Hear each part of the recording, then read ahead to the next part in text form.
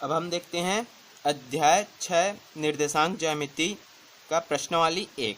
ठीक है, पिछला वीडियो देख चुके हैं हम लोग, पिछला 5 अध्याय। जिस किसी ने भी नहीं देखा वो हमारे डिस्क्रिप्शन में जाके देख सकते हैं। ठीक है, अब हम अध्याय 6 को देखने से पहले क्या करते हैं, एक ग्राफ को समझते हैं। ठीक है, कि ग्राफ में दिया क्या क्या रहता है। ये मेरे पास एक ग्राफ है। ठीक है, अब ये क्या है, ग्राफ है। अब मैं इसमें 2 रेखाएं ले रहा हूँ। ठीक है, एक क्या ले रहा हूँ, ये क्षैतिज रेखा ले रहा हूँ, और एक क्या ले रहा हूँ, ये ऊर्ध्वाधर रेखा ले रहा हूँ। ठीक है, क्षैतिज रेखा को मैं क्या बोलता हूँ, एक्स अक्ष। ठीक है, ये क्या है हमारा एक्स अक्ष है, और ऊर्ध्वाधर रेखा को क्या बोलते हैं, वाई अक्ष बोलते हैं। ठीक है, और जहाँ पर भी ये दोनों रेखाएं, क्षैतिज रेखाएं और ऊर्ध्वाधर रेखाएं, जहां पर भी ये रेखाएं काटती हैं उसे क्या कहते हैं हम लोग, मूल बिंदु कहते हैं। मूल बिंदु के इंग्लिश में ओरिजिन कहते हैं, इसलिए इसको किससे प्रदर्शित करते हैं हम लोग, ओ से प्रदर्शित करते हैं। ठीक है, अब ये दोनों रेखाएं क्या करते हैं, आपस में चारों को 4 बराबर भागों में बांटते हैं। ठीक है, ये 4 बराबर भागों में बांट रहा है, 1 2 3 4। ठीक है, जिसे हम क्या कहते हैं, चतुर्थांश कहते हैं। ठीक है, तो चतुर्थांश है ये सब, तो हमारा पहला चतुर्थांश होगा। तो ये वाला क्या कहलाता है, ये वाला खाना हमारा पहला चतुर्थांश कहलाएगा। ये वाला खाना क्या कहलाएगा, हमारा दूसरा चतुर्थांश कहलाएगा। ये क्या कहलाएगा, हमारा तीसरा चतुर्थांश कहलाएगा। और ये क्या है, हमारा चौथा चतुर्थांश है। ठीक है, ये हमारा क्या है, चौथा चतुर्थांश है। ठीक है, अब जब भी अब इस दोनों अक्ष, ये एक्स अक्ष और वाई अक्ष और चारों चतुर्थांश को मिलाकर क्या बोलते हैं, इसको कार्तिकीय तल बोलते हैं, या निर्देशांक तल बोलते हैं, या एक्स वाई तल बोलते हैं। ठीक है, अब जब भी हम क्या करते हैं, मूल बिंदु से दाएं ओर जाते हैं, एक्स अक्ष की ओर, एक्स अक्ष में जब भी हम मूल बिंदु की दाएं ओर जाते हैं तो ये क्या होता है, हमारा धनात्मक होता है। और मूल बिंदु से बाएं ओर आते हैं तो ये क्या होता है, हमारा ये ऋणात्मक होता है। ठीक है, और जैसे ही हम मूल बिंदु से क्या करते हैं, ऊपर की ओर जाते हैं, तो ये मूल बिंदु है हमारा, अब ऊपर की ओर जा रहे हैं तो ये क्या होता है, हमारा धनात्मक होता है। और जैसे ही हम मूल बिंदु से नीचे की ओर आते हैं तो ये क्या होता है, ऋणात्मक होता है।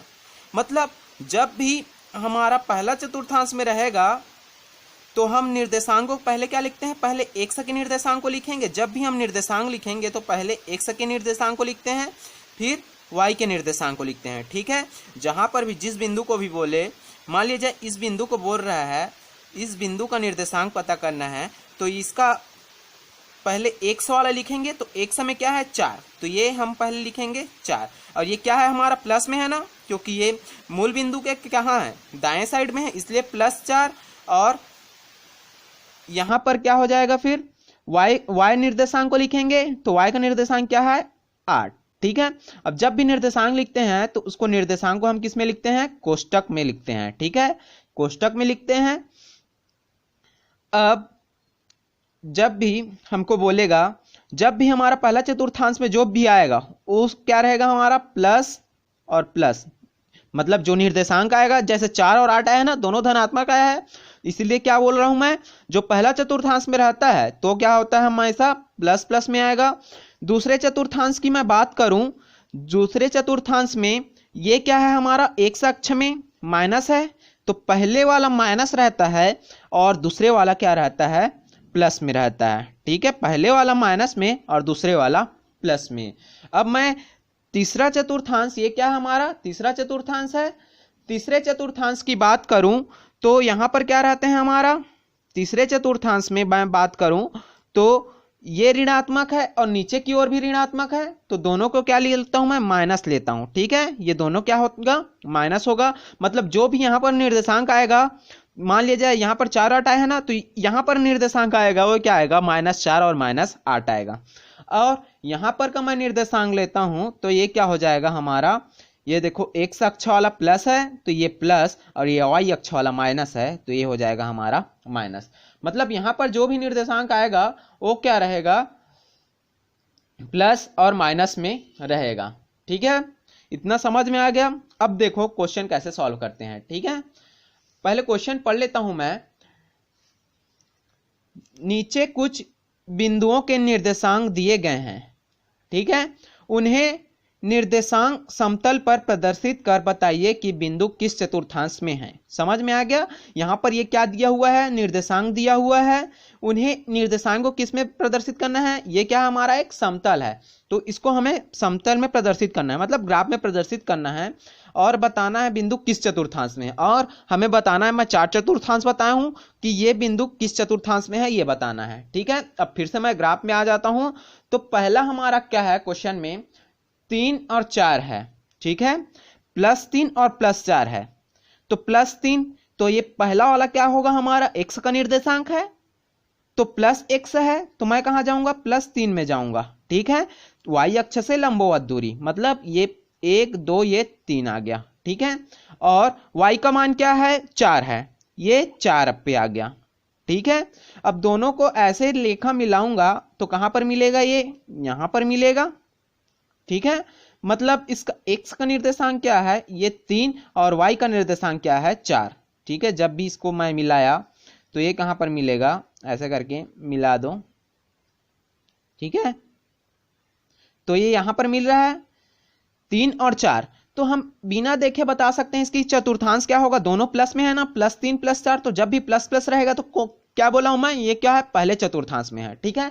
तो इसका आंसर क्या है, ये मैं तो प्रदर्शित कर दिया, और इसका आंसर क्या है, प्रथम चतुर्थांश। ये क्या होगा, पहला चतुर्थांश।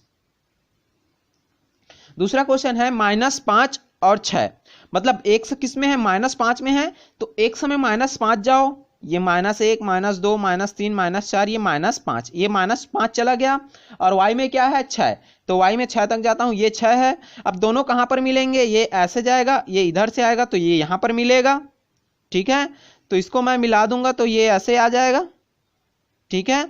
इसको भी ऐसे मिला दूंगा तो ये 6 पे चला जाएगा। तो यहां पर के निर्देशांक क्या हो गए इसके, -5 और ये 6।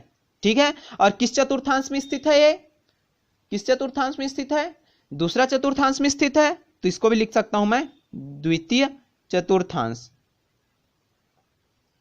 ठीक है। अब दिया है -2 और -1, मतलब दोनों माइनस में है, तो -2 गया और कहां पर जाऊंगा, -1, तो ये -1, तो ये दोनों कहां पर मिलेगा, ये यहां पर मिलेगा। ठीक है। तो ये मिला दो इसको फिर से, ये इसको भी मिला दो, ये क्या है हमारा 2 और -2 और -1। ठीक है। पहले x वाले को पहले, जो भी दिया रहता है x वाले को पहले दिया रहता है, और याद रखना x को हमेशा क्षैतिज में रखते हैं। ठीक है। y को ऊर्ध्वाधर में। ठीक है। तो ये -2 -1, अब -2 माइनस माइनस में आया ना, दोनों तो माइनस माइनस में आया, तो कौन सा चतुर्थांश बोल सकता हूं, ये क्या होगा हमारा, तृतीय चतुर्थांश होगा। ठीक है। तृतीय चतुर्थांश, तो ये क्या हो जाएगा हमारा, तृतीय चतुर्थांश, या तीसरा चतुर्थांश भी बोल सकते हैं। ठीक है। अब क्या दिया है, 2.5 और -7, 2.5, तो 2 किस में है, प्लस में है, तो 2 और ये क्या हो जाएगा यहां पर बीच में 2.5 हो जाएगा, ये यहां पर। ठीक है। और -7, तो -7 ये y वाला निर्देशांक है, तो y कहां से नीचे जाएगा, -7 बोला है, तो -7 मतलब नीचे। ठीक है।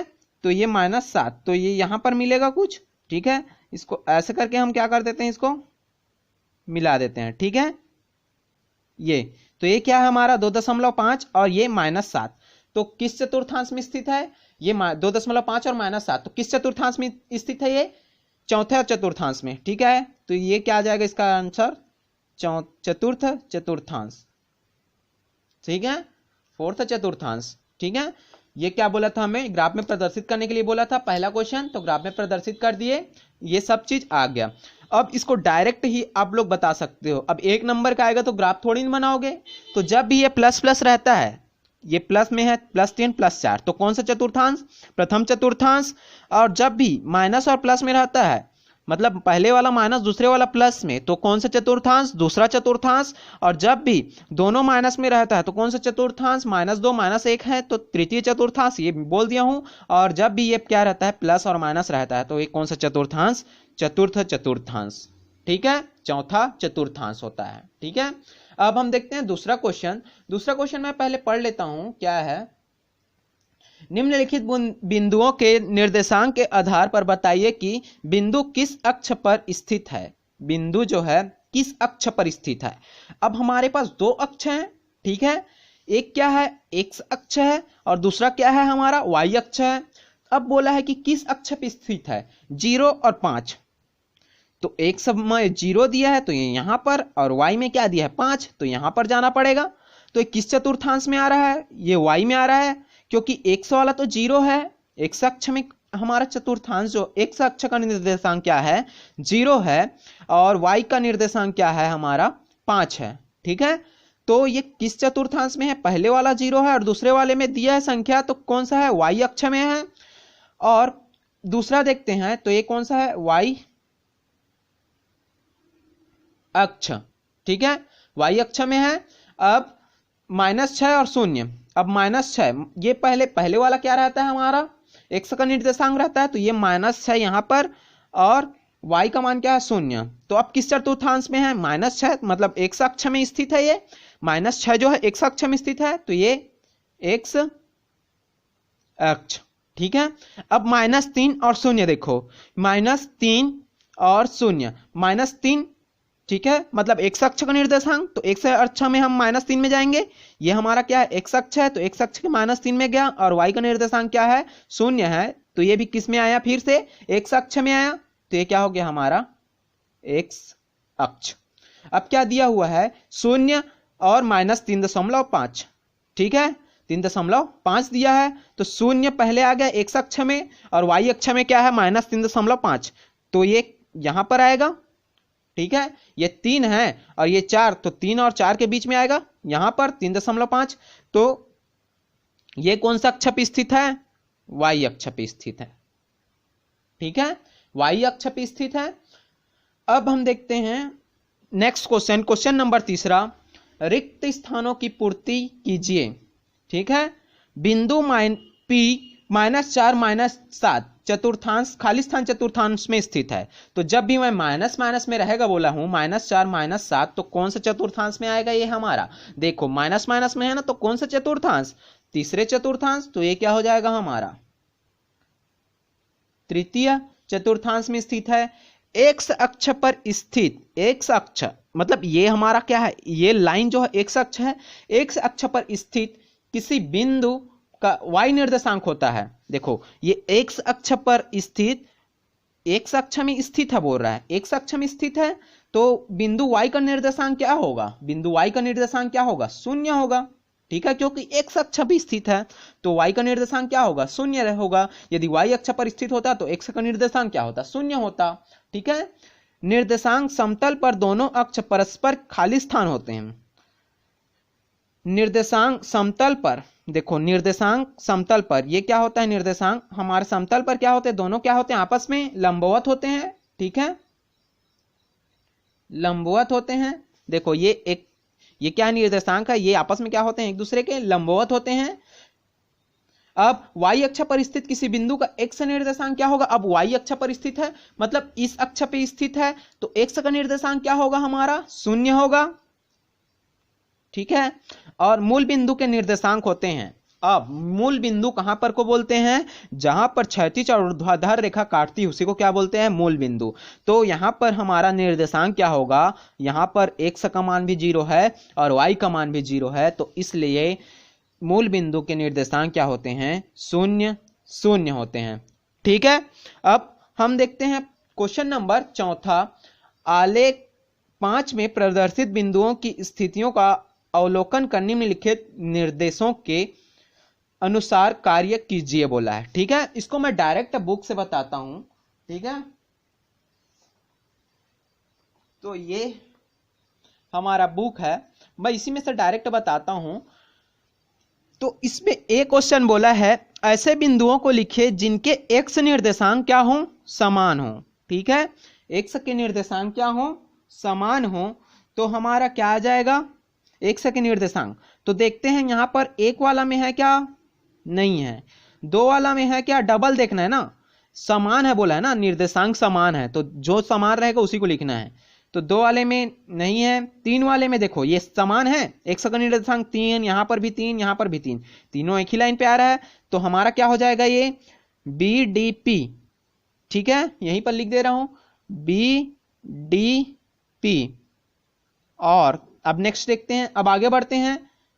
यहां पर भी है सी और एस, सी एस। अब इस साइड माइनस में आता हूं तो माइनस में -1 में नहीं है, 2 में, मतलब जहां पर भी डबल आए जाए, जहां तीनों में आ रहा है ना, तो तीन में आ रहा है, तो इसलिए बीडीपी ऐसे बिंदुओं को लिखना है जिनके x निर्देशांक समान है। यहां पर 3 है, यहां पर 3, यहां पर 3। और पहला ही बोला हूं, जहां जो ये पहला रहता है वो क्या रहता है, पहला निर्देशांक x का निर्देशांक रहता है, ठीक है। तो ये बोला है x का निर्देशांक समान हो उसको लिखना है, तो ये 5 और यहां पर भी 5, ठीक है। यहां पर देखो नहीं है, ये -3 है, ये -2 है, यहां पर नहीं है, ये -4 है, नहीं है, यहां पर भी ये -5 और ये -5। तो और क्या लिख सकता हूं मैं, ये G और R, ठीक है। निर्देशांक को लिख लेना आप लोग। BDP में क्या है, 3 6 3 3 और 3 -2 है, ठीक है। ऐसे आप लोग लिख लेना। B के बाद क्या लिखना, 3 6। अब हम देखते हैं ऐसे बिंदुओं को लिखिए जिनके y निर्देशांक समान है, y निर्देशांक समान है। अब y के निर्देशांक समान है तो y निर्देशांक ऐसे में समान होगा, ठीक है। तो -4 है, ये क्या है, 3 है, -5 है, ये +5 है, समान नहीं है, ये -2 और ये 3 है। यहां पर -5 है, नहीं, y के निर्देशांक देखना है, मैं x का निर्देशांक देख रहा था, ठीक है। y का निर्देशांक क्या है, यहां पर 6 है, यहां पर भी 6 है, ठीक है।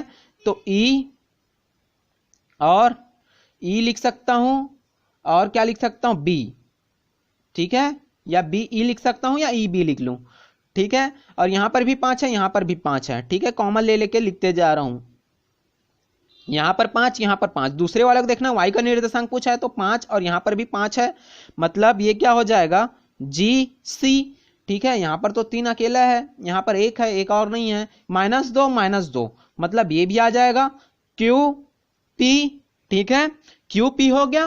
अब यहां पर -5 है, यहां पर भी -5 है, तो ये भी आ जाएगा RS। ये क्या आ जाएंगे हमारा, चारों हमारे क्या हो जाएंगे, निर्देशांक हो जाएंगे, किसके, y निर्देशांक समान है, इसके y निर्देशांक क्या है, समान है, ठीक है।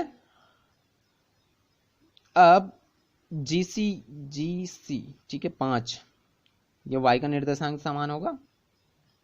अब ऐसे बिंदुओं को लिखिए जिनके x निर्देशांक और y निर्देशांक क्या है, समान है। x निर्देशांक और y निर्देशांक क्या है, समान है। x के निर्देशांक भी और y के निर्देशांक, अब दोनों में -4 और 6 कहीं पर है क्या, -4 और 6 नहीं है।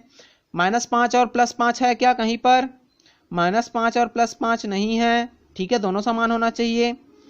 तो अब हमारा देखते हैं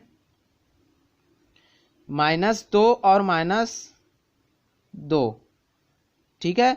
ये तो पहले आ जाएगा, 5 और 5 दोनों का निर्देशांक, ये C आ गया, ये D आ गया, 3 और 3 दोनों का निर्देशांक सेम है ना, और Q आ गया, और ये R आ गया, और कहीं पर है ये +5 है, -5 है, तो इसको नहीं लेंगे, ठीक है।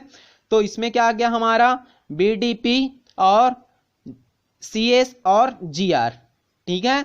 इसमें क्या आ गया हमारा, BE और GC, G और C, तो ये भी +5 है, ये भी +5 है, ठीक है। QP, तो ये Q और P, यहां पर भी -2 और यहां पर भी -2 है। RS, ठीक है, R और S, तो यहां पर भी -5 है और यहां पर भी -5 है, ठीक है। और C में क्या है, ये CDQR, ठीक है। तो ये प्रश्नवाली यहीं पर समाप्त होता है, ठीक है। अब नेक्स्ट वीडियो में देखेंगे हम नेक्स्ट प्रश्नवाली, ठीक है। जिस किसी ने भी हमारा चैनल को सब्सक्राइब नहीं किया है वे सब्सक्राइब करें, ठीक है। और वीडियो अच्छा लगे तो लाइक करें, ठीक है, और शेयर करें। Thank you.